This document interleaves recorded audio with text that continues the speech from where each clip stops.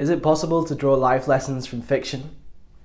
Great stories are about conflicting ideas and desires, and we need to be comfortable with this tension, but at the same time, we can't be paralyzed by it. We need to take action, and that requires coming to a clear conclusion on what we should do. To answer this question, I'm going to take Shakespeare's Hamlet as my example, because this is all about taking action in a world of uncertainty. Hamlet asks a famous question, to be or not to be, which is about choosing between life and suicide.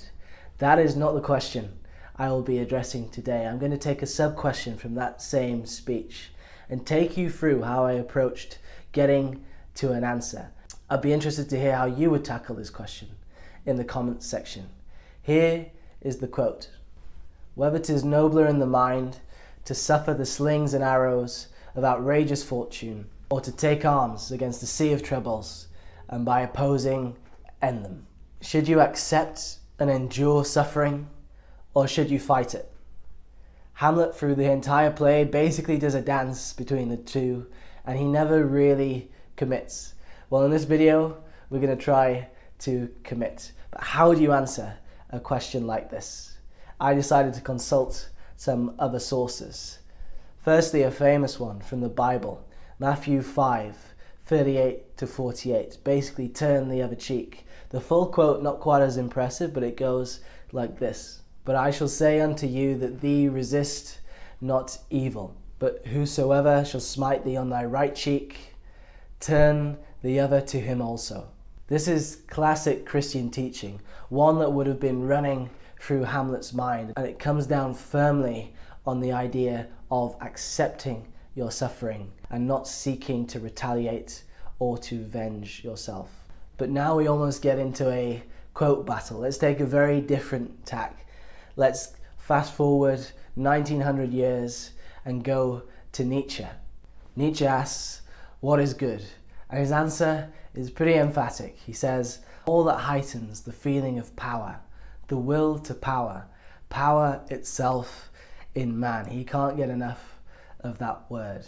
And so clearly here you have the opposing point of view, where basically you need to fight it with everything you have. And he almost goes further than that, some would argue, to say that you should impose your power on other people.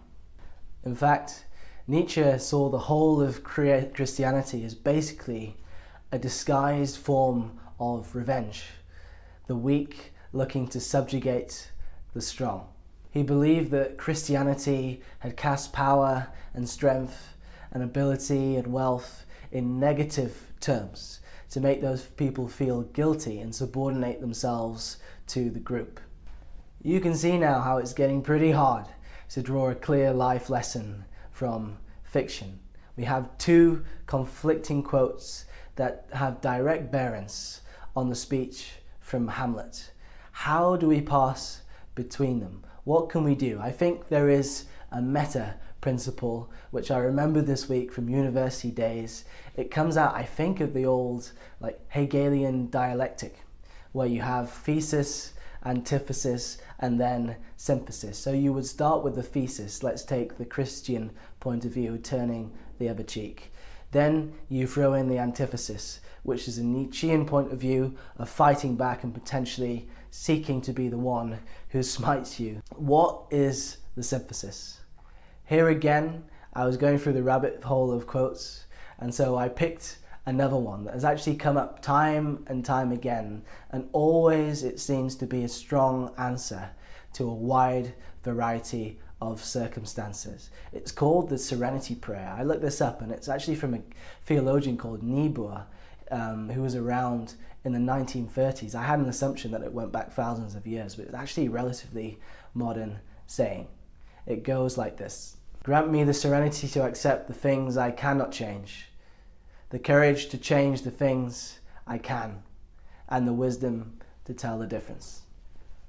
I think this provides a nice synthesis of the two opposing points of view. It's pretty simple. If you can change it, you fight. If you can't, you accept and endure it. Now, actually doing those things is probably the hardest part, but this one is a very nice simple go-to phrase you can turn to in all sorts of circumstances to decide the way forward. And I believe it's this quote that provides the answer to Hamlet's question.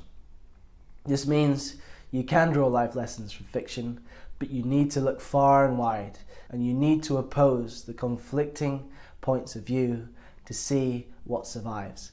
That provides your solid foundation. Now, a few times in life, I've had the feeling that I'd found the one saying, the one mantra that would solve for all problems, that would be relevant in all situations. It's like the Buddha's head that sees on all sides. And then maybe a month later, it's no longer relevant to the times, or I've discarded it for something else. Or I just write, this week, just have fun. I don't know whether that is the height of wisdom or whether it's giving up after all those efforts. But I think this one is a good one. This Serenity prayer stands the test of time. Shakespeare's conclusion in Hamlet, I think, helps us deal with all this uncertainty. I think basically what he is saying is that the world is fundamentally uncertain. That produces hesitation. You cannot know 100% the foundation on which you are acting. You cannot have full confidence, but you need to take action anyway, because fear of negative consequences can produce even worse consequences because it paralyzes you, and it is the inaction that causes suffering a lot of the time. The lesson is an existential acceptance of uncertainty and imperfection. Choose those lessons that get you 80% of the way there, and accept that around the edges they are just going to miss things. That is life. There comes a point when the reading stops, the thinking stops, and the action has to start. In other words, to give you a final quote for this video, this one comes from Rudyard Kipling: "If you can think and not make thoughts your aim." I'd recommend the rest of the poem too, but for now, I'll leave it with that, and I'll see you next week.